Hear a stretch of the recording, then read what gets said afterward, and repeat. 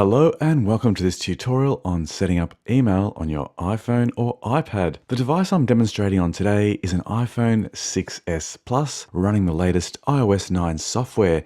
Now, if you have an earlier iPhone or iOS, the procedure for setting up email will be identical, so please continue viewing and in no time you'll be accessing all of your emails on your device. This particular tutorial will show you how to set up your own personal work or business email account, otherwise known as POP or IMAP. The first step is to tap on the settings icon on the home screen of your mobile device. Scroll down until you see the Mail Contact Calendars icon. Tap on this and you may in fact see an email account already set up from a previous attempt or an iCloud email account that may have been created automatically when you first set up your iPhone. If this is the case, you can choose to leave it there in place or delete the account.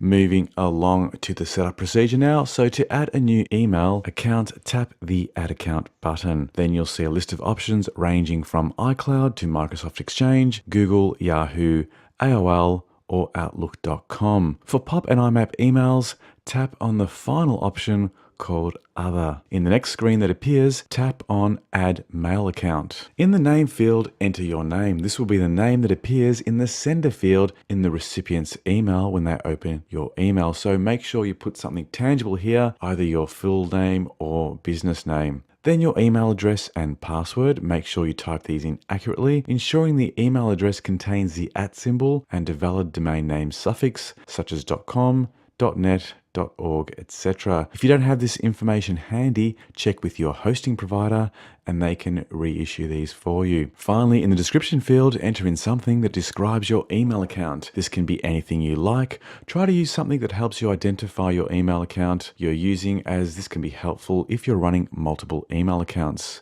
You can simply re-enter your name or put in your business name or even a descriptive title like work email, personal email, etc. Once all these fields are occupied, you'll notice that the next option on the top right hand corner of the screen is now highlighted in blue. Go ahead and tap this and go to the next screen. Now you'll need to decide whether to set up your email as a POP or IMAP account. If you have your email set up on another computer and intend to use your iPhone or iPad as a secondary means to access email, then you can select IMAP. You'll notice that the first three fields are already filled in from the previous input screen. Directly below are the incoming and outgoing mail servers, which now require completion. Once again, you may need to check the exact information needed with your web hosting company, but usually they're all quite similar. In the hostname field, you can enter an address in the convention of mail. For my server, it will be mail.touchtechnologyreview.com.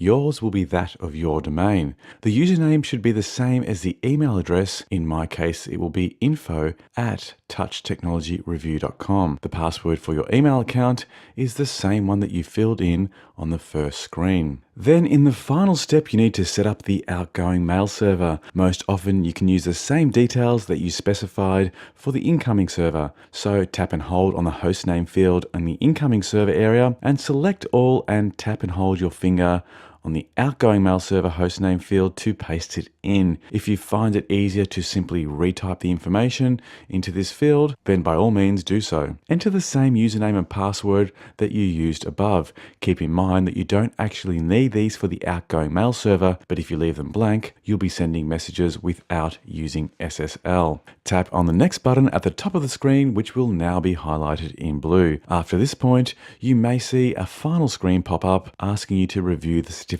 details. Simply tap on the continue button and wait for your device to verify the details with your server. Keep in mind this can be particularly slow, taking anywhere from 5 seconds to 1 minute, so you'll need to exercise some patience here. Once successful, the words account added will appear at the top of the screen and you can now save the email account by tapping on this save button. If you didn't specify a username and password in the outgoing mail server field, another message may have popped up somewhere in between saying that it can't connect using SSL. Do you want to try setting up the account without SSL? Enter yes in this field. That's it. If you followed all these steps, you should be ready to go and send and receive emails on your mobile device. Head back to the home screen, tap on the email icon to open up your email app and send yourself an email to test it out. All going well, you should see the email appear